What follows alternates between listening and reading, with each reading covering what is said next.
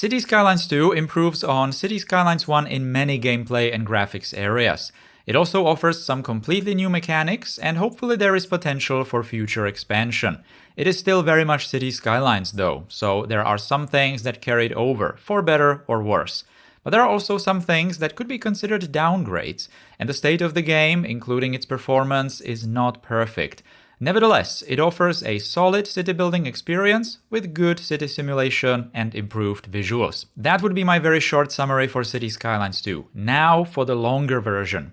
You have seen already the development highlights. I have made some longer early access gameplay showcase videos on this channel, so now I will try to just broadly summarize the comparison with City Skylines 1, the new features, but also things that I'm not particularly happy with.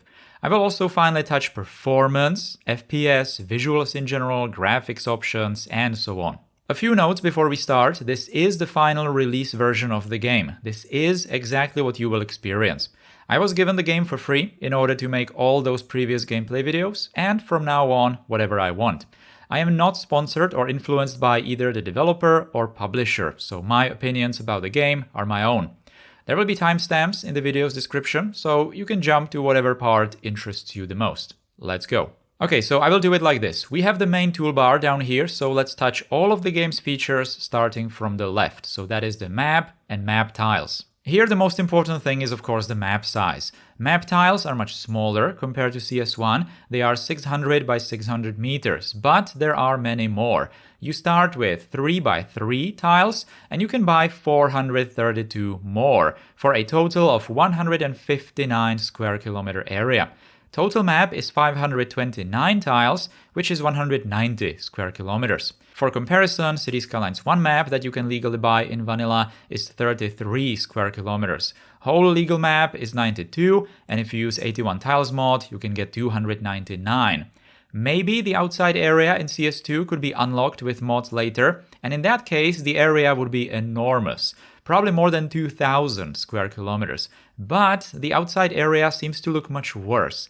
It has clearly much coarser terrain mesh, doesn't have any objects, and even shows various glitches right now. So even if we could unlock it with mods, would it be practical to build there? We need to wait and see. Now, milestones. Unlike in City Skylines 1, milestones are unlocked by experience points, which you mostly get from placing service and signature buildings. Some XP you also get from increasing population and happiness, but not much.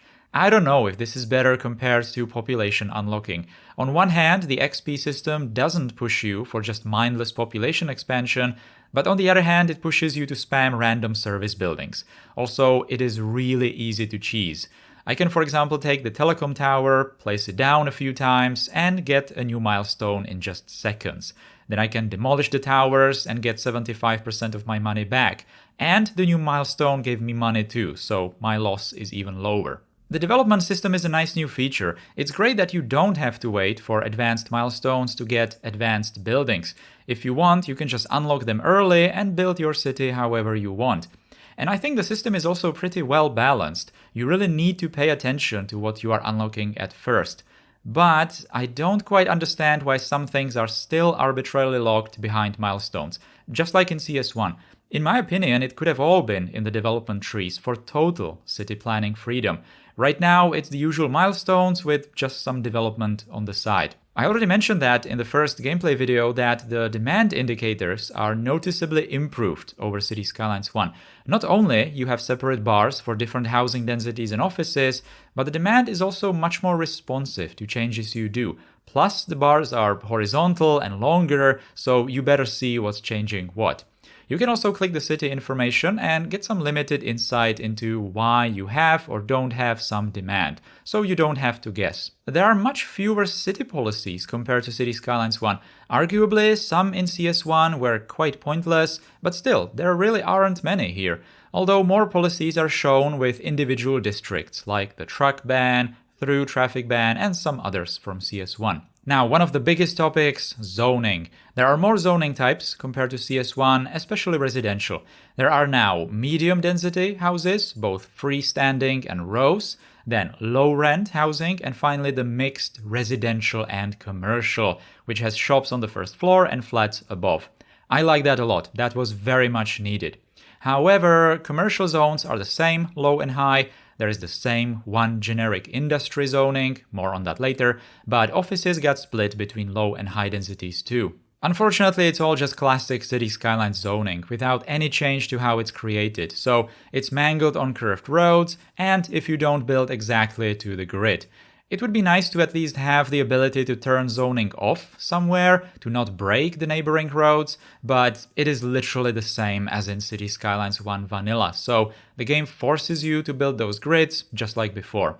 Zoned buildings can be switched between European and North American styles only right now, but I will talk about styles and looks later. One really great thing though is better balancing of residents. Low density have just a few residents, medium row then around 10, normal medium up to maybe around 100, and then high density have even higher hundreds. That is so much better compared to CS1, where high-density residential were not high density at all, not even close. So residential distribution is realistic, finally, I like that a lot. But then office towers, for example, of the same size as residential towers, have much lower job numbers, so that brings it down a little. There is a consequence to the household balancing though. When you have full low-density demand, it is almost impossible to satisfy it by even a huge suburb, since there will be relatively few people housed in it anyway. But on the other hand, full high-density demand will be satisfied by literally a single tower. You can even read in the development diaries that the simulation is tuned so that high and medium densities have mostly smaller flats for singles and students. And indeed, just browsing random residential towers in my city, most households are 1 or 2 people, rarely 3 and super rarely 4. If you are aiming for some realistic high-ish density metropolis, that is just not very accurate. The game pushes you towards that American style of huge suburbs for families and comparatively tiny downtowns, while not offering many tools to influence that. Although in my playthrough I simply started ignoring the permanently full low-density demand, and I haven't yet encountered some serious consequence. In zoning, there is also the specialized industry. You plop down the basic building and from it you extend the working area, so a farm, mine or oil field. You could have seen that in my gameplay videos. It's a great system. District creation tool, much better in City Skylines 2, and you can even assign services to specific districts, just like through some mods in City Skylines 1. Good. Signature buildings, basically CS1 unique buildings, combined with the Rico mod, so yet another mod implementation, also good. The signature factories then work similarly to Industries DLC, although there are only a few, but more on that later. Roads, another huge topic. Here I will keep it short, since you could have seen me build some interchanges before, so no point going over all the new features. And besides, you can read those on the Paradox's dev diaries. Road building is significantly expanded from CS1. The biggest change is the ability to connect into individual lanes, to create intersections by just overlapping roads or quickly plopping down roundabouts on existing intersections. There are also new types of segments, trench and embankment, plus only built on one side. That is probably the reason that the game does not have separate keys, like in CS1, although that does limit the creativity a little, since you don't directly control creation of those embankments or trenches. Precision engineering mod from CS1 is fully implemented here. Road building is friendlier compared to vanilla CS1, significantly less restrictive and overall just enjoyable to do, but it takes some time getting used to with the new snapping options. However, there still are restrictions, sometimes somewhat illogical, sometimes you might even encounter some glitches, so the experience is definitely not frustration-free. You don't have control over which segments are built, just like in CS1, or for example you cannot snap to nodes anymore, which limits some techniques. The game acts as if nodes do not exist anymore, and it's all about lanes. And of course, there are no such tools like Network Multitool or Move It. That would be very much needed for proper custom road building, especially when it comes to vertical alignment. So aligning all those heights, smoothing slopes, those kinds of things. Practically all improvements in CS2 are related to horizontal building, not vertical, which is equally important. Railway building is unfortunately suffering more because of that. There is no function to force direct slopes or change segment types, so building a ground railway will strictly follow terrain and create a roller coaster, exactly like in CS1, so no upgrade in that. Realistic railway building in CS2 only on flat ground or after heavy manual terrain preparation. Stations' ends still have the unrealistically small switches, and trains do look a little stupid going over those. Railway junction building is otherwise improved though, thanks to those lane or track-based connections in this case, some snapping options, and fewer geometry restrictions. Catenaries are also placed more realistically compared to CS1. CS2 heavily works with upgrading. That is why there are no separate roads with grassy medians, trees, and so on, because you are supposed to upgrade those in after building the base road. Adding tram tracks and bus lanes works exactly the same way. You just upgrade those in. However, you don't choose which lanes will be taken. I like the upgrading. It makes the road selection less cluttered, since there don't need to be all those road combinations, and it's actually quite similar to Adaptive Networks mod in CS1. Just like in CS1 Mass Transit Update, you can switch traffic lights or add stop signs. But exactly like in vanilla CS1, there are no yielding signs, which is quite a shame.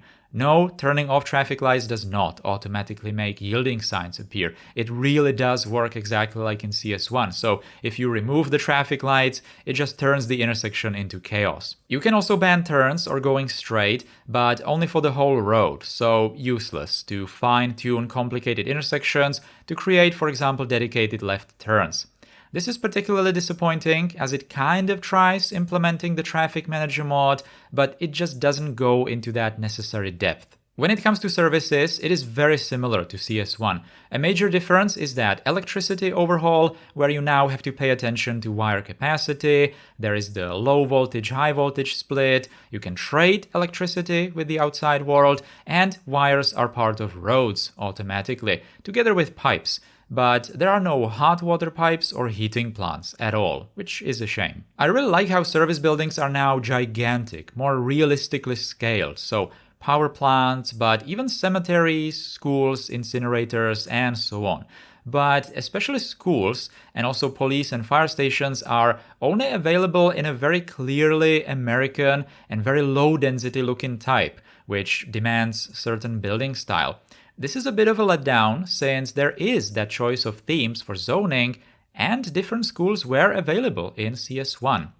A major difference from CS1 is that upgrading feature where you either add to the building's model or build an extension on the side. That is quite nice. Natural disasters are completely part of vanilla CS2, just like helicopters for fire stations and hospitals. Public transport is mostly the same as in CS1, but monorails, trolleybuses and blimps are missing, so those CS1 DLCs were not included. Trams were though. Big difference from CS1 is that you need to place the physical stops first and then create lines between them. I guess the advantage is that you can put many different stops on a single segment of a road, actually very close to each other, and you don't need to place them in the middle of that segment, so there is some more freedom. I thought that would allow the creation of busy multi-lane stations, but it doesn't. A bus will always go into the bus bay at the start of the segment until it reaches its stop. So if there already is a bus waiting before it or loading people before it, then the arriving one will not bypass it. It will just wait. Similar problem with trams. You can technically build multiple stops on a single segment for multiple lines, but it only solves the problem when vehicle from line A arrives before B, not the other way around. A single stop still doesn't allow multiple vehicles to use it simultaneously, which, in my opinion, is a big shame. But trams got that really nice reversible stop feature, and the AI seems to understand it well, so that is great. Unbunching of public transport vehicles, though, is quite weak. Trains and metros now need to have a depot. There is only a single passenger train station that is really big, so no small urban railway stops, unfortunately. But the train station can be upgraded with metro station below it. Metros are otherwise the same as in current vanilla CS1. Trains, planes, and ships, all both cargo and passenger, must now be manually lined to the outside connections, and honestly, I find that amazing, because in Skylines 1, you had to rely on those automatically dispatched outside vehicles, which was very unreliable and just annoying since you could not control number of vehicles or where they went. Now you have absolute control over it. Cargo trains inside the city also need to be your custom-made lines. You can make your own new outside connections for railways, roads, and ships. But something that is probably a missed opportunity is that cargo train transport was not otherwise changed. It still only works with the cargo station. It is especially funny with the more realistically scaled power plants that can only be unrealistically resupplied by trucks. The functionality of trains arriving into a building and storing cargo there is in the game, so it could have been taken further and trains could have been made to resupply power plants and factories directly, but it's still all about trucks. Parks are similar to CS1, most are unlocked in development tree. There are only 3 tourist attraction buildings though, so very few compared to CS1, because you can unlock 9 more if you pre-order the game. Okay. Big disadvantage of parks is that you cannot connect them with your own pedestrian paths and incorporate them better into your custom green areas. A really great feature of pedestrian path building, though, on the other hand, is that you can force the creation of a crosswalk on a straight road the path connects to, but you don't have to. New services are telecommunications and government offices, so just something to add to the gameplay. Yeah, sure. Landscaping tools are exactly the same from CS1, but they were already good. The terrain mesh in CS2 is finer than in CS1, so the sawtooth edges are less visible, although they are still there. But overall the terrain seems much more responsive to changes, especially softening works much better. There are no soil limits, you can level the whole map if you want to. Yeah, sure, it's unrealistic, but it's up to you if you do it or not. Be careful though, because there is no undo feature like in CS1's extra landscaping tools. Now, economy. I will not go into details because those are thoroughly described on Paradox's websites in those development diaries. I will just say that the economy feels okay, not much different from CS1. The challenging parts are in the early game, it seems, since many bigger service buildings are super expensive and you really have to keep an eye on those upkeep costs, as they can get astronomical really fast. But, for example, road building and maintaining is unrealistically dirt cheap. Taxes can be much more freely increased compared to CS1. Here in CS2, you can just increase taxes to maximum of 30%, and people seem to be just fine with that if demands for those tax zones are already high anyway. For some reason, residential taxes can be applied based on residents' education level only. I guess the idea is to incentivize people to study or to tax high-earning university graduates on the other hand, but in my opinion there could have been better ways to do that. I got a lot of comments on that second gameplay video to just tax low density lol. Yeah, that would have been nice if I could do that. It clearly made sense when you guys expected that to be a thing, and I agree, it would have also been some tool to steer the simulation more away from the suburbs. A brand new feature is the production overview. I like it. You can completely ignore it if you want, or you can actually immerse yourself in it. There are supply chains, and not only for the actual material products, but also immaterial products from offices, like financial services or software. It is also tied to taxation, where you can tax those sectors separately to either incentivize its production through lower taxes, or you can heavily tax, for example, crude oil drilling to get juicy income. But unfortunately, it's more of an info view than actual gameplay feature, since you have no way of actually building that specific industry. There are only those signature building factories, but those are just very few to make any actual difference. The production overview feature just doesn't pair very well with zoning. Also, apparently, even if you set negative taxes, so subsidies for some sector, it doesn't mean those industries will pop up in zoning more. It will still be random. The whole production gameplay would benefit so much more from huge single factory buildings, or better yet, modular factories, and those railway integrations like I mentioned before. The modularity or upgrading is already in the game, so why not do it for factories too? But that's just not what we have. So once again, pretty much CS1 with something new on the side. And then there are the various Infoviews, just like in CS1. Many are expanded, for example, similar to the demographics mod in CS1. What is completely missing though is that CS1 traffic destination view, when you clicked on a road segment and it showed you where all the cars were going. That was super useful for planning road networks. Here it's replaced by just some general information about traffic flow and volume per whole street. There are seasons and weather. There is wind, it influences air pollution, but it does not change speed or direction. It is fixed. Time progression actually feels alright. I was afraid it will progress too fast, but it doesn't seem so. Now, traffic. I mostly like it, actually. In the early game, you can feel that it's maybe too easy, too light, but I think that it is more realistic. CS1 kinda taught us that even a minor industrial zone will produce billion trucks a minute. Here it's toned down drastically. That is not to say that traffic is light. It will get very heavy eventually, and you will have to solve it somehow. But it feels more predictable with the city size maybe, although sometimes the behavior is a bit illogical still.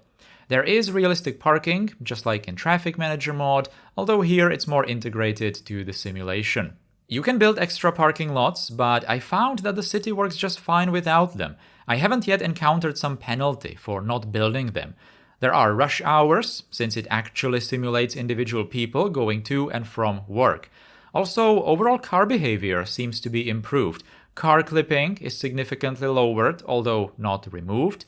Cars still run over pedestrians though, but that is also lowered, since pedestrians can now run on crosswalks when they get a red light while on it.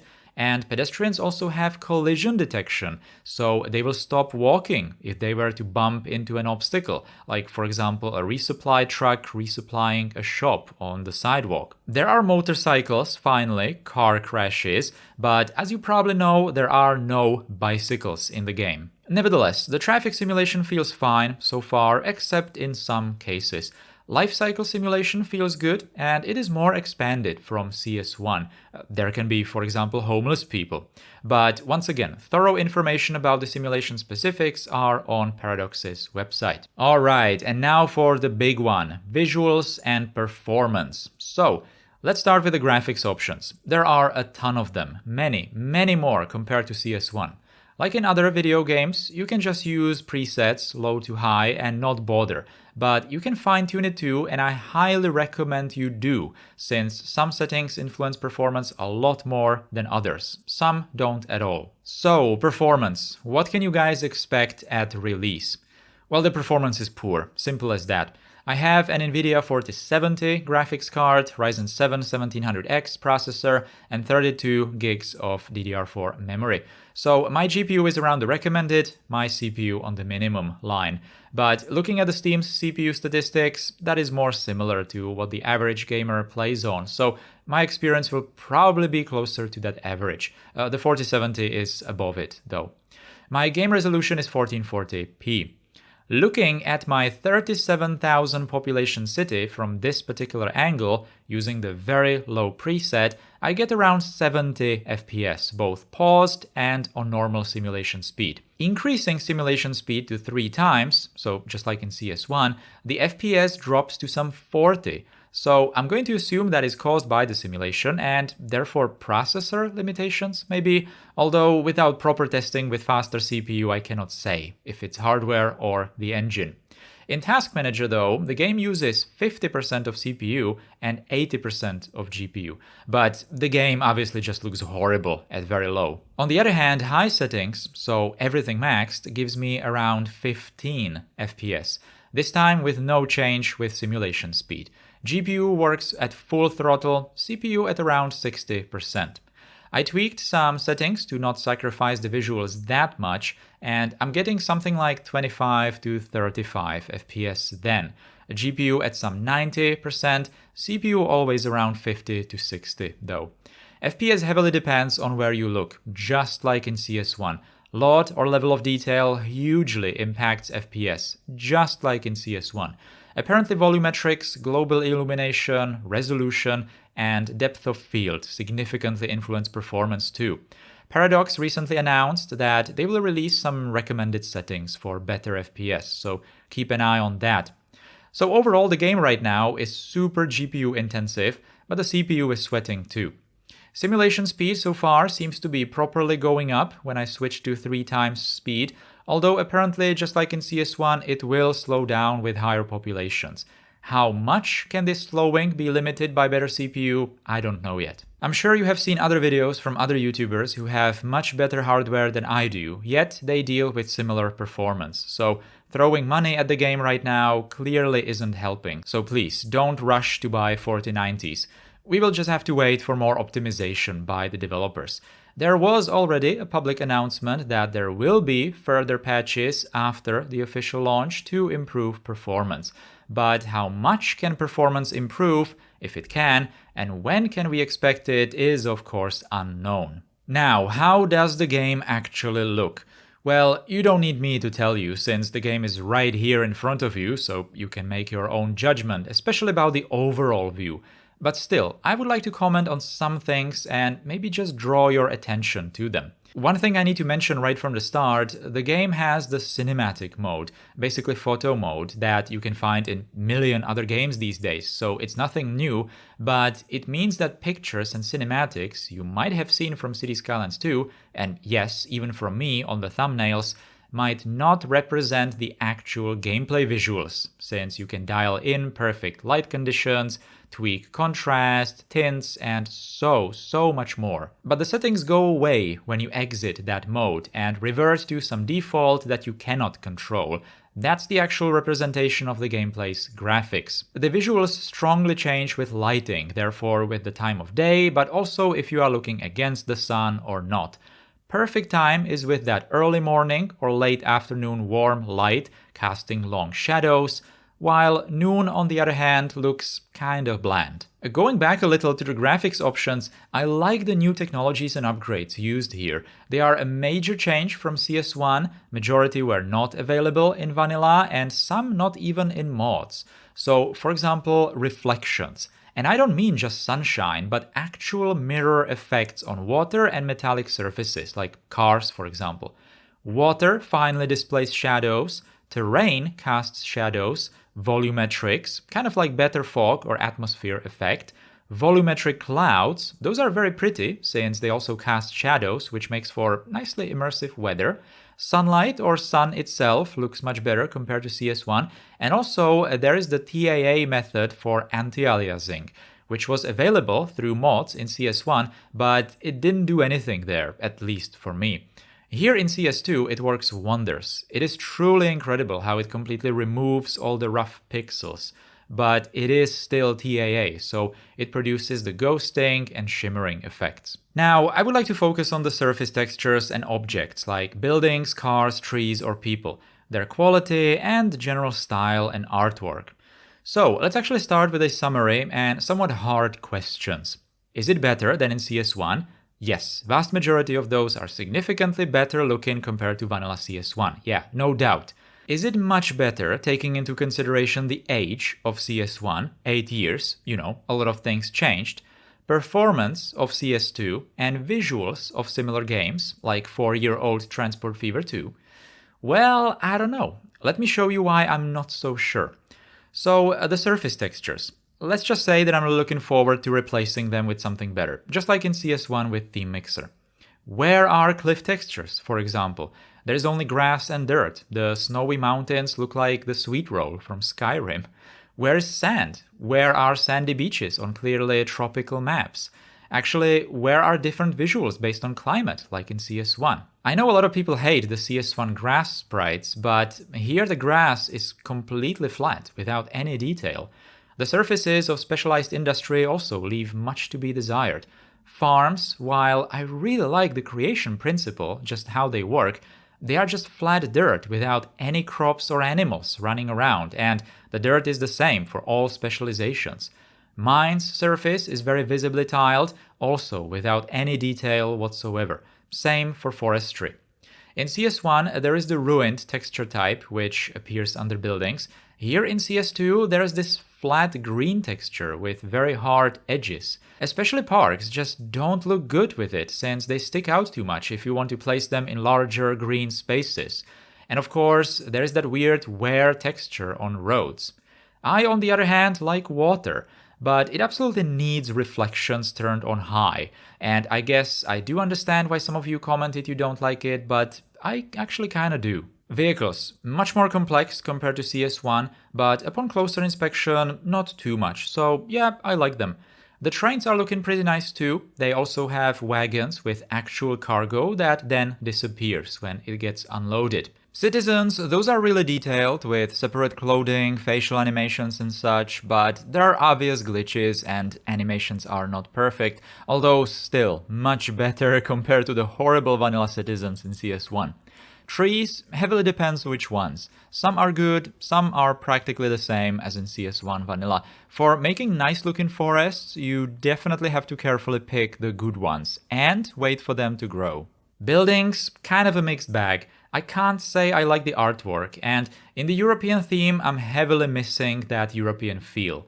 This is unfortunately what CS1 did better when you selected the European theme, because there you basically completely switched from residential towers to much lower brick block houses. Here in CS2, the European style just looks principally American with a few random European architectural touches. Nighttime. The moon looks great, it seems to even have phases, and it reflects on water. The night cube map though is quite weak. Lights during the night are great. CS1 had pretty bad light sources, especially with the colored lights, but here it's not even close. And especially when you combine it with those reflections, it's just looking really, really nice. There are much better looking fake interiors in buildings, although it seems that 90% of the city buys exactly the same light bulb. Moon creates shadows during the night, but local lights don't. Now, speaking of shadows, this is sadly my #1 critique of CS2's graphics. Apart from shadows being casted by terrain and appearing on water, they have exactly the same behavior and glitches as in the 8-year-old City Skylines 1, which is just disappointing, honestly. I have the highest shadow settings, by the way. So, the low detail shadows appear very close, and they just look bad. At least in City Skylines 1, you were able to change shadow distance. Here, you cannot. Then there is that typical shadow jumping when you move the camera. It can only be limited, but not removed by using the TAA method for anti-aliasing. But the worst effect is when the sun moves, especially during those beautifully lit conditions, when the sun is low and shadows are long, which means that they are just more displayed. It shows that typical, graining, twitching. Sure, this is an extreme case when it looks the worst, but still. Maybe this is partially the reason why a lot of people simply play with the day-night cycle disabled, so the shadows are still. Stronger shadows then only appear near the camera, so further away they almost disappear, which is clearly seen with terrain shadows, as those need to be huge. Alright, enough about graphics. I think I said pretty much everything anyway, so let's try to work towards the end of this video. And yes, I can already see the comments that I am too negative since I dared pointing out some drawbacks, especially in the graphics department because, oh no, I'm just another detailer who will complain about everything, ignoring the positives. Yeah, I've seen that before. To that, I can only say that just like every single one of you, I can enjoy a single-player sandbox game however I want and think about it whatever I want. I have zero obligation to review the game based on how others might see it or enjoy it. I'm not forcing anyone to have the same opinion, simple as that. So what was the whole point of this video then? Well, to show you what the game has to offer while pointing out things that I thought could be of interest to you regarding your decision whether or not to get it. And of course, it's absolutely fine that not every single positive or negative will be important to everyone equally. Anyway, one more thing related to the game that did not fit anywhere. The game does not have any detailing tools. It's impossible to place rocks or little things like trash cans, benches, or fences, just like in CS1. And I have seen some comments that this is apparently an indication that detailing will not be possible, or maybe super hard since there are no tools for it, but I don't think so. And to be completely honest, I don't really care that vanilla detailing is not present, since Even in CS1, I just don't use vanilla detailing tools, so I'm fine with waiting for better tools from mods. By the way, speaking of mods, yes, there is that whole controversy right now about mods and assets being hosted only on Paradox's website, not Steam's workshop. My comment to that right now is that we will just have to see what it all means, practically, since we haven't yet seen the actual PDX mods site for CS2, only some general statements. So now some closing thoughts. What I really appreciate about Cities Skylines 2 are those new possibilities, both gameplay from certain new features and graphics through those new technologies like reflections. I have played the game for some 60 hours at this point, and I have to say I actually found it to be an enjoyable experience. Gameplay-wise, the game is fine with some flaws that I mentioned throughout the video. There are clearly things missing from some CS1 DLCs that may or may not be added in CS2 DLCs. Although I don't particularly share the enthusiasm of some of you to just wait for DLCs, because it's okay, DLCs will polish it, don't worry, they will expand it. Complete Cities Skylines 1, excluding radios, costs around €300, by the way. Just saying. Now, last but not least, the elephant in the room, performance and state of the game. The game was rushed, clearly. It has performance problems, bugs and glitches, but I hope that they will be addressed. Here I'm optimistic, since CS1 received many patches throughout the years, and Paradox with Colossal Order already stated that patches are coming post-launch. Nevertheless, the game is what it is right now. I will follow the development of Cities Skylines 2, of course. I will continue playing the vanilla game since I like playing it right now, but I will keep a close eye on some initial mods that will hopefully arrive soon. When they do, I will see what can be done with those and how can they expand the platform, which is Cities Skylines 2. My hopes, of course, are that it will eventually surpass CS1 and I can build better than ever before. Take care, everyone, and goodbye.